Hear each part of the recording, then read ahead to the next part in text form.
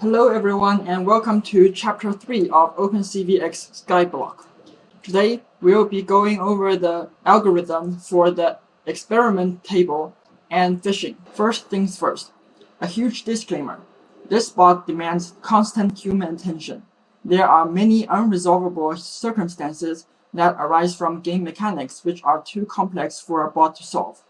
For example, when farming in Hypixel Garden, one cannot expect an AI bot, as of now, to catch pests on its own. Hence, I am not responsible if you fail the macro check like Tesla drivers who watch anime while using FSD. It is important to note that none of these functions will work without the Skyblocker mod. Let us begin examining this program. Because it is linear and straightforward and short, it does not need the aforementioned pulse controllers. It only includes the system files. First, the private variables and functions. The stop map stores the picture of the signaling item. This refers to the glowstone block or the clock that appears at the bottom of the experiment table. Next are two arrays storing the coordinates to move the mouse. They are separate instead of being point objects because one is 9 elements long and one is 4. These together cover all of the experiment table's positions. These two variables, lower green and upper green, store the HSV boundaries to certify that one area is green. Because this program does not involve extracting text from the screen, it has its own copy of the capture screen function. The area here is tuned to exactly Minecraft double chest area. This is the area in which the experiment table takes place. Finally, it converts the color from BGR-A to BGR and returns it. The next function is a simple one that generates an item file path given a file name. Next is the crop grid function. This crops the grid of the double chest area into cells of 6 rows and 9 columns. It is done exclusively by capturing the length and width of each cell. This was originally used in the chronometron to identify which column to press. However, that was discarded and combined with the ultra sequencer. The last private function is a right-click function. It performs a single mouse right-click. Right-clicks are preferred because they reset faster on lower pings. Here are the public functions of the program. The first one is save state, and this is required to set up the program. The experiment table occurs in many rounds, and the user cannot pause it to save the image. So it first initializes some variables, and while true, it reads the state of the spacebar. If it is pressed, and in the previous cycle it is not, then the program captures a screenshot. It crops the grid, and for each item, it generates a specific address folder. And for each image, it saves with an arbitrary name to be later used or screened by the user. Finally, it increments a counter to indicate which round the image is from. It beeps to signal a save occurred, and if the escape key was pressed, it exits. Finally, it updates the spacebar condition. So here is a demonstration of the experimentation table using the highest level.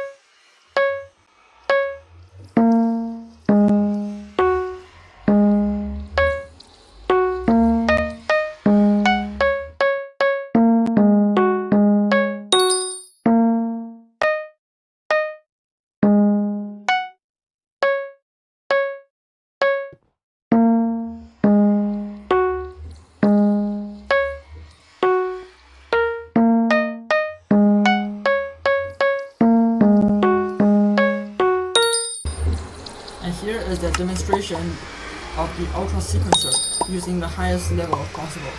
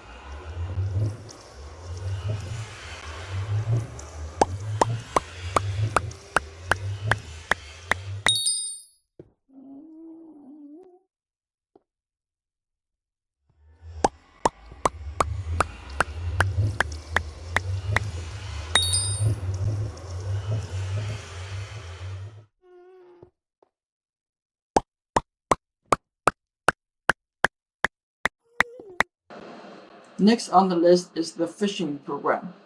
Again, this is a very simple and linear program, so only the system includes are here. Again, it does not extract text, hence it has its own copy of the capture screenshot function. This function captures a very small area of the screen.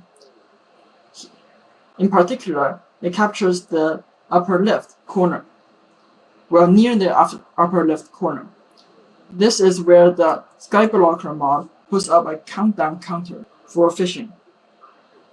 And when the time comes to reel in, it changes from numbers to red bars, which we will see in the fishing demonstration. Again, there is a save state function because fishing is a dynamic process, and it requires this function to save the necessary images for the program. There is a right-click function which is used for reeling in or throwing the line. Finally, there is the main function. It sleeps for 3 seconds at first to allow the user to switch to Minecraft. Then it initiates some objects and loads the template from file. In the main loop, while the escape key is not pressed, signaling an exit, it captures the screen and performs a match template of the area. If the template is matched, then that means the line needs to be reeled. It right-clicks to reel the line, waits for 1 second, and throws the line again. Finally, it sleeps for 0.1 seconds to allow the CPU to do other things. The entire program is that. Now is a live demonstration while fishing in the blazing volcano on Crimson Isles.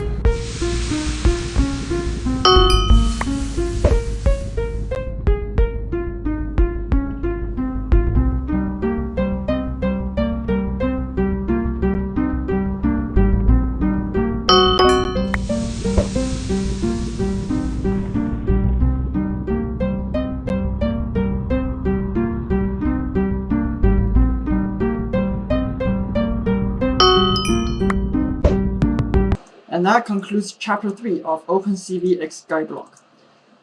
In the next chapter, which is a big one, we will discover how to do dual run mines with OpenCV and C++. Thank you for watching. If you enjoyed my videos and don't want to miss the next, please subscribe.